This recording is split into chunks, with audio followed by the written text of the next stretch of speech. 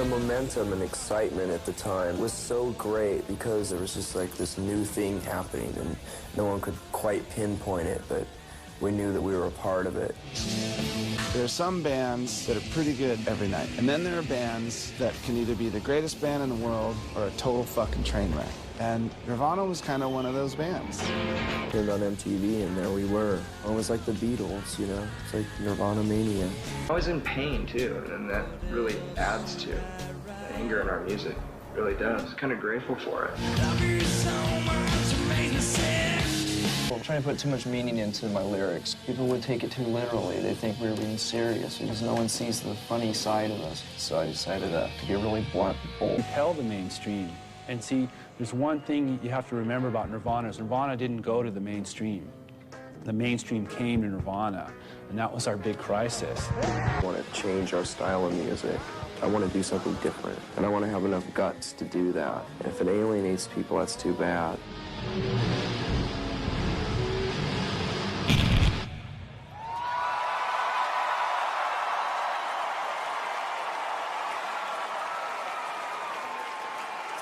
Good evening.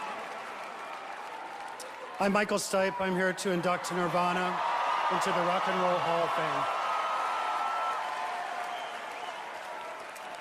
When an artist offers an idea, a perspective, it helps us all to see who we are. It wakes us up and it pushes us forward towards our collective and individual potential. It makes us, each of us, able to see who we are more clearly. It's progression and progressive movement. It is the future staring us down in the present and saying, come on, let's get on with it. Here we are, now. I'm purposely using the word artist rather than musician because the band Nirvana were artists in every sense of the word. It is the highest calling for an artist as well as the greatest possible privilege to capture a moment, to find the zeitgeist, to expose our struggles, our aspirations, our desires, to embrace and define their time. That is my definition of an artist. Nirvana captured lightning in a bottle. And now I will quote Urban Dictionary off the internet in defining lightning in a bottle as capturing something powerful and elusive and then being able to hold it and show it to the world. Kurt Cobain, Chris Novoselic, and Dave Grohl were Nirvana.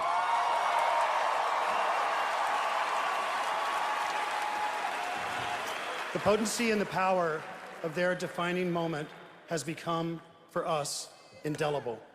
Like my band, R.E.M., Nirvana came from a most unlikely place, not a cultural city center like London, San Francisco, Los Angeles, or even New York or Brooklyn, but from Aberdeen, Washington, in the Pacific Northwest, a largely blue-collar town just outside of Seattle. Chris Novoselic said, Nirvana came out of the American hardcore scene of the 1980s. This was a true underground. It was punk rock, but the many bands and musical styles were eclectic. We were a product of a community of youth looking for a connection away from the mainstream. Dave Grohl said, we were dropouts, making minimum wage, listening to vinyl, emulating our heroes, Ian MacKaye, Little Richard, getting high, sleeping in vans, never expecting the world to notice. Solo artists almost have it easier than bands. Bands are not easy. You find yourself in a group of people who rub each other the wrong way in exactly the right way. And you have chemistry, zeitgeist, lightning in a bottle, and a collective voice to help pinpoint a moment to understand what it is that we're going through. Nirvana tapped into a voice that was yearning to be heard. Keep in mind the times. This was the late 80s, early 90s. America, the idea of a hopeful, democratic country had been practically dismantled by Iran-Contra, by AIDS, by the Reagan-Bush senior administrations. But with their music, their attitude, their voice, Nirvana blasted through all that with crystalline, nuclear rage and fury. Nirvana were kicking against the system, bringing complete disdain for the music industry and their definition of corporate mainstream America to show a sweet and beautiful, but fed-up fury, coupled with howling vulnerability. Lyrically exposing our frailty, our frustrations, our shortcomings, singing of retreat and acceptance, of our triumphs, of an outsider community with such immense possibility, stymied or ignored, but not held down or held back by the stupidity and political pettiness of the times. They spoke truth, and a lot of people listened.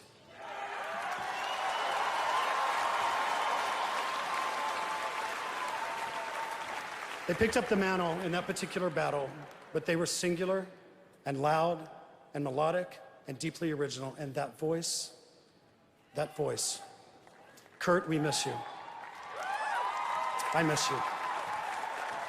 Nirvana defined a moment, a movement for outsiders, for the fags and the fat girls and the broken toys and the shy nerds and the goth kids from Tennessee and Kentucky, for the rockers and the awkward and the fed up and the too smart kids and the bullied.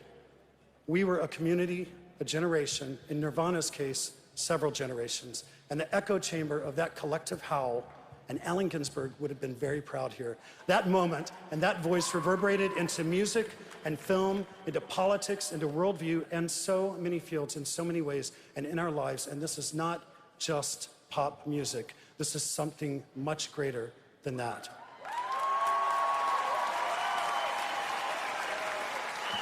These are a few artists who rubbed each other the wrong way in exactly the right way at the right time. Nirvana. It is my honor to call to the stage Chris Novoselic and Dave Grohl.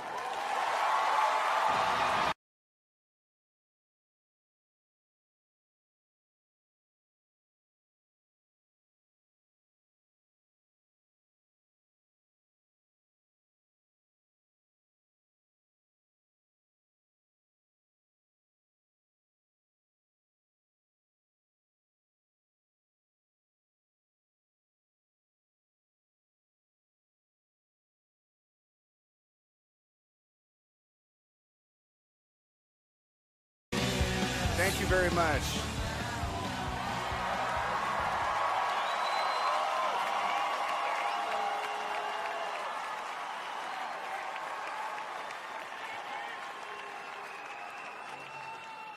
I was the quiet one in Nirvana. I was the drummer. But most of you don't know that I was the 5th drummer of Nirvana. For whatever reason, I got to be the luckiest person in the world and also be in Nirvana. But I have to give credit to all of the other drummers that came before me. Aaron Burkhart, thank you very much. Dale Crover from the Melvins, who is my absolute drumming hero. Dan Peters from Mudhoney. Chad Channing, who is the drummer of Nirvana. Guess what Chad's responsible for? If you listen to a song like In Bloom, the that's Chad. We came from this underground punk rock scene where there really were no awards or ceremonies or trophies. It was all about doing it for real, and the reward was doing it right and sharing the community of music, helping other musicians and inspiring people. And so I got really lucky to grow up in the Washington, D.C. punk rock scene where I was inspired by all of these amazing people. Too many to list. I'm also lucky that when we first started out, we didn't know anything about business. We were in a fucking van, you know, buying corn dogs from t-shirts that we had sold. And we were lucky that we met a manager named John Silva, and we met an accountant named Lee Johnson. And I'm happy to say that I've never, ever strayed from those two people in my life. That's like 25 years. John Cutcliffe and Michael Meisel, and I mean, it's a long list of people that I'm gonna forget most of them, but most of all, I have to thank my family, because I was lucky enough to grow up in a musical family in an environment that encouraged music. parents that never told me not to listen to fucking Slayer. You know what I mean? I listened to some really, really fucked up shit. But my parents never told me not to because I was finding myself. So, Mom, thanks.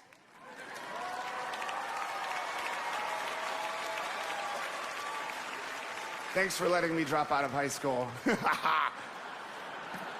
Kids, stay in school, don't do drugs. It's a bad idea. I have to thank my beautiful wife, Jordan, and my 2 daughters that I hope grow up to inspire people just like every musician I grew up inspired by. Because I think that's the deal, is that you look up to your heroes and you shouldn't be intimidated by them. You should be inspired by them. Don't look at the poster on your wall and think, fuck, I could never do that. Look at the poster on the wall and think, fuck, I'm gonna do that. And then you do this. Thank you.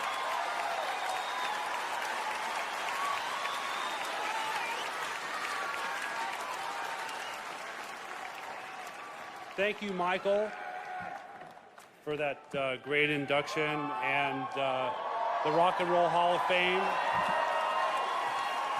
And I want to thank all the Nirvana fans who... Nirvana fans walk up to me every day and say thank you for the music. And when I hear that, and that reminds me of Kurt Cobain, okay? So I want to say thank you, Kurt Cobain, and I wish Kurt was here tonight, okay? And that music means so much to so many people, and there's new generations and new fans coming up, and it's really powerful. And Kurt was an intense artist, and he really connected with a lot of people.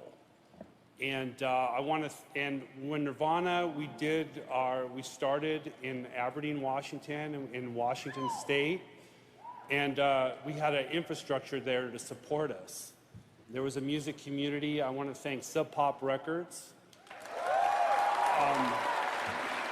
the music community in Seattle and Washington State. I want to thank Buzz Osborne. Thank you, Buzz, for turning us on to punk rock music. Steve Albini and Butch Vig for recording us twice. Thank you, Susan Silver, for introducing us to the music industry properly. And thank you all again.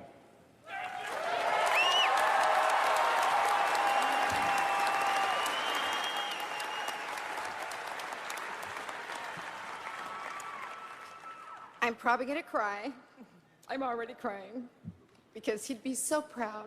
He'd say he wasn't, but he would be. I just miss him so much. He was such an angel. Thank you.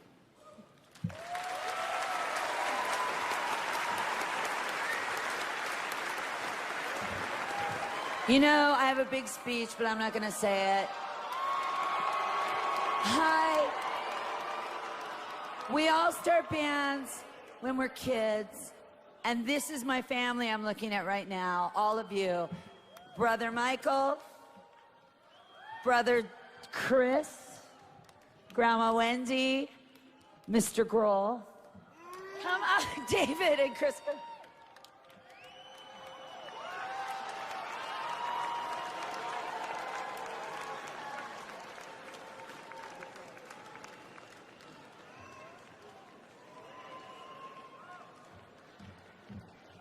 That's it. I just wish that Kurt was here to feel this and be this. 20 years ago, the Rock and Roll Hall of Fame maybe wasn't. But tonight, he really would have appreciated it. He would have appreciated Chris and Dave and Michael and his mother and his sisters being here. And I just want to give this to Frances, our daughter, who's not here because she's ill. That's it. That's all I have to say. Thank you so very much, Jan, and the committee.